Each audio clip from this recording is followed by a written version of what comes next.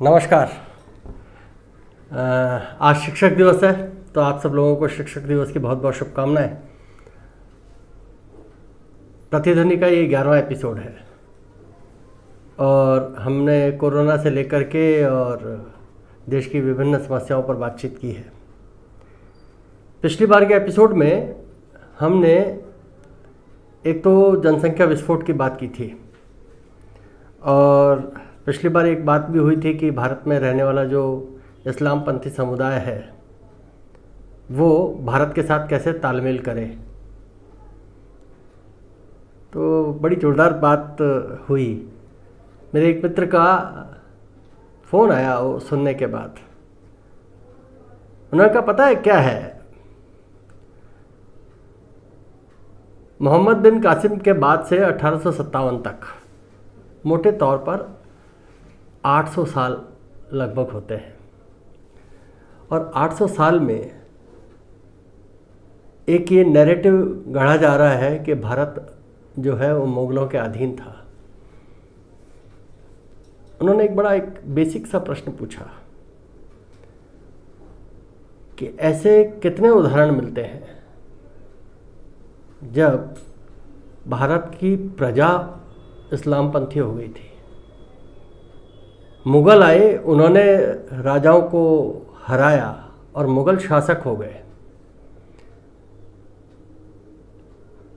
जैसे जयपुर का उदाहरण लिया तो जयपुर जो राजघराना था वो तो हिंदू शासक का था ना।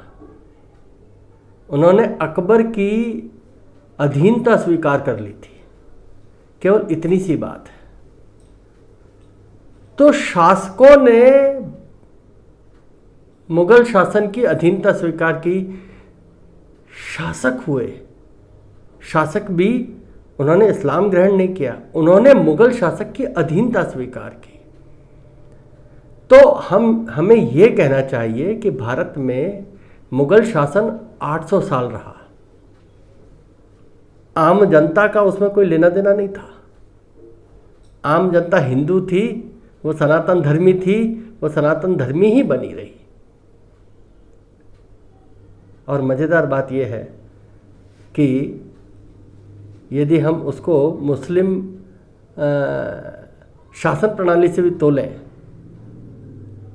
तो भारत में ऐसे कितने सूबे ऐसे थे, ऐसे कितने शासन थे जो जजिया देते थे। भाई जजिया देने की व्यवस्था तो इस्लाम में ही है। इस्लामिक शासन का वो एक महत्वपूर्ण प्रमाण है।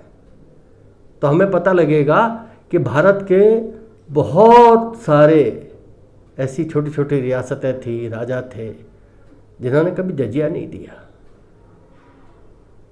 उन्होंने इस्लामी जो मुग़ल शासक था उसको भले ही स्वीकार कर लिया होगा कि हाँ भाई तू बड़ा आदमी है, हम अपनी जो चीज़ें हैं वो तेरे में स्वीकार करते हैं, हम तेरी अधीनता स्वीकार करते हैं। वो अपने प्रजाजनों की रक्षा करना चाहते थे। पर जो सामान्य हिंदू था उसने कभी इस्लाम स्वीकार नहीं किया। इसीलिए बड़ी जोरदार बात है कि भारत समेत दक्षिण एशिया में जितना भी इस्लाम फैला वो या तो डर के मारे फैला या लालच से फैला। पर वो कभी इस्लाम को पूरा स्वीकार कर ही नहीं पाए। जिन लोगों ने मतांतरण किया वो कभी स्वीकार नहीं कर पाए। उनके दिमाग में, उनके जेनेटिक सेंस में आज भी हिंदुत्व चलता है, उनके सनातनता चलती है, उनके उसमें मानसिकता में। वो बात करते हैं, हम बात करते हैं मंदिर की तो वो मजार बना लेंगे। इस्लाम में मजार की कोई व्यवस्था नहीं है। हम उत्सव मनाते हैं तो वो भी अपने जो त्यौहार है उसको उत्सव की तरह हम 4 धाम 4 तीर्थ करते हैं, हम जगह जगह जाते हैं।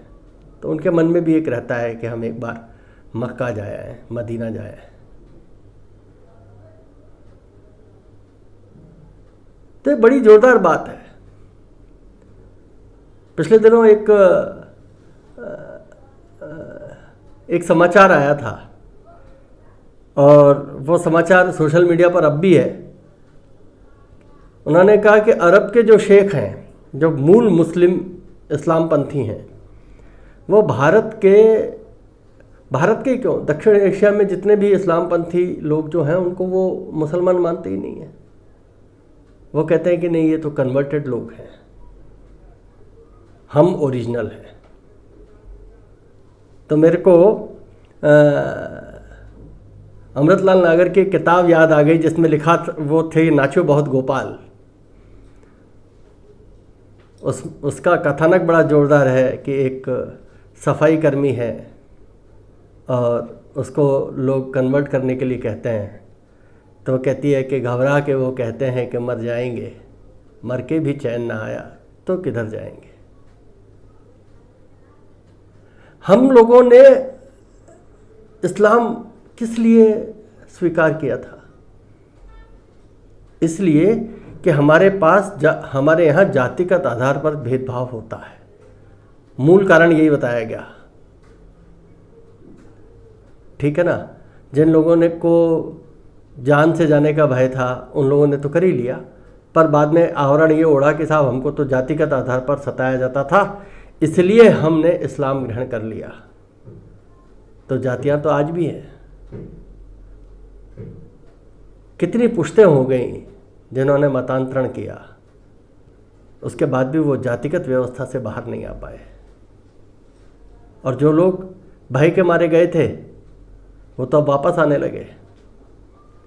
अभी इसमें रोड़ा जो है ना, वापसी में रोड़ा है कि जिस समाज से वो गए थे वो समाज उनको कितना स्वीकार करता है। ऐसे कितने ही राजपूत परिवार हैं जो वापस आना चाहते हैं, बहन बेटी का रिश्ता करना चाहते हैं, पर वो समाज जो है वो उनको स्वीकार करने वाला है क्या?